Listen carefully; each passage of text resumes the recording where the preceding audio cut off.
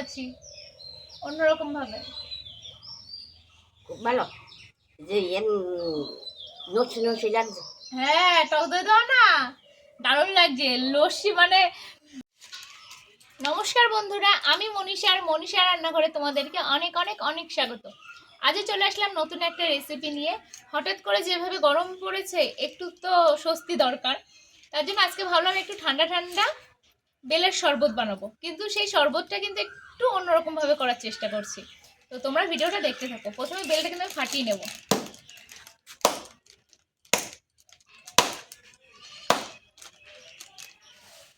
এই দেখো, প্রথমে কিন্তু বেলটা ফাটিয়ে নিলাম। আর এই বেলটা কিন্তু আমাদের গাছেরই বেল। এই বেলের গন্ধে না মাছি চলে আসে ভীষণ।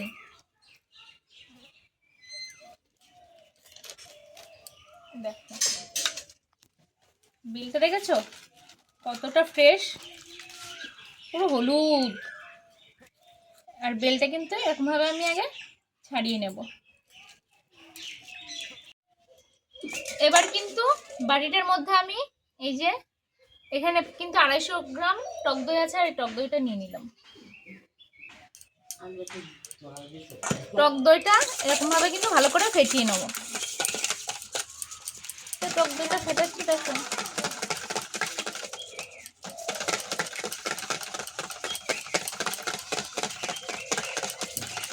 টক দইটা কিন্তু ভালো করে ফেটিয়ে নিচ্ছি, কারণ এই টক দইয়ের মধ্যে যে দানা দানা মতন থাকে, এটা কিন্তু একদম পুরো মিক্স করে নিতে হবে।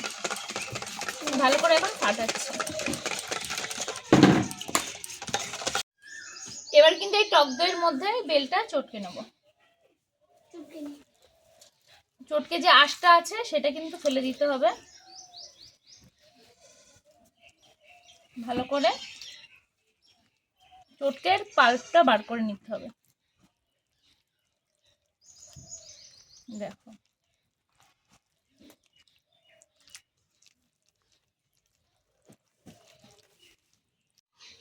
এবার কিন্তু এটার মধ্যে আমি চিনি দিয়ে দিচ্ছি,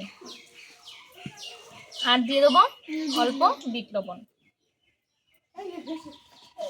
অল্প বিট লবণ দিয়ে এটা কিন্তু আবার ভালো করে এরকম করে চটকে নেব। এরকম ভাবে ভালো করে ফেটিয়ে নিচ্ছি। এবার তোমরা যে যেমন মিষ্টি খাবে সেই অনুযায়ী কিন্তু মিষ্টিটা দেবে। ভালো করে ফেটিয়ে নেব।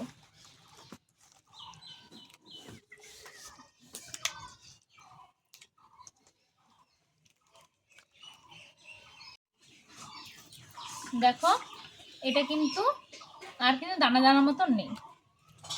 এবার কিন্তু আমি ঠান্ডা জল দিয়ে দেবো। এটার মধ্যে কিন্তু পুরো ফ্রিজের জল দিতে হবে। ফ্রিজের জল দিতে হবে, দিয়ে এটাকে কিন্তু ভালো করে নাড়তে হবে। ভালো করে নেড়ে নেব।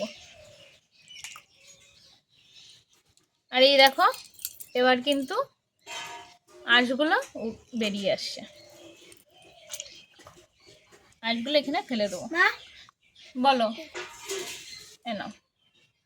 এই দেখো আঁশগুলো এরকম ছেঁকে নেব। নিয়ে এটাকে কিন্তু আরো ভালোভাবে মিক্সড করে নেব।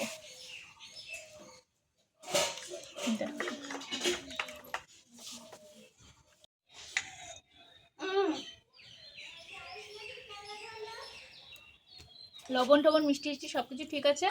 আর এখন কিন্তু এটা আমি ছেঁকে তারপরে গ্লাসের মধ্যে দেবো। যদিও কিছু নেই এর মধ্যে, তাও পুরোটাই কিন্তু ছেঁকে তারপর দেবো। কিন্তু না ছেঁকে দিলেই বেশি ভালো লাগবে। কিন্তু আমার ছেলে আবার মুখের মধ্যে বাদলে আবার খাবে না, এমনি বেল খেতে চায় না।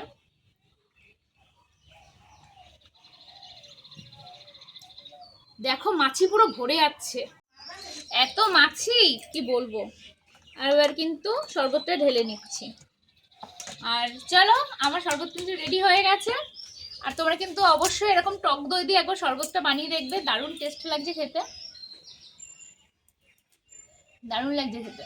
চলো আমার ঠামাকে একটু দেবো, কেমন লাগছে দেখ। ঠামা একটু বলুক। খুব ভালো, খুব ভালো, খুব ভালো। খেয়ে দেখো তো কেমন লাগছে বেলের শরবত। আজকে একটু অন্যভাবে করেছি, অন্যরকম ভাবে। খুব ভালো। যে নচি নচি লাগছে। হ্যাঁ, টক দই দাও না, দারুণ লাগছে। লস্যি মানে বেলের লস্যি টাইপের হয়েছে, এত সুন্দর লাগছে, খুব সুন্দর। আমার ছেলে খাবে বলে দাঁড়িয়ে রয়েছে, দেখো। খুব ভালো, খুব ভালো। তো ভিডিওটা যদি তোমাদের ভালো লেগে থাকে প্লিজ লাইক কমেন্ট শেয়ার করো, আর যারা এখনো সাবস্ক্রাইব করনি প্লিজ প্লিজ সাবস্ক্রাইব করে দিয়ে আবার অন্য কোনো দিন অন্য কোনো ভিডিওর সাথে তোমাদের সামনে আসবে। তো টাটা সবাইকে। আর এরকম বেলের শরবত কিন্তু তোমরা গরমে খেয়েও, খুব ভালো উপকার। টক দইতেও যেমন উপকার আছে, বেলেও উপকার আছে।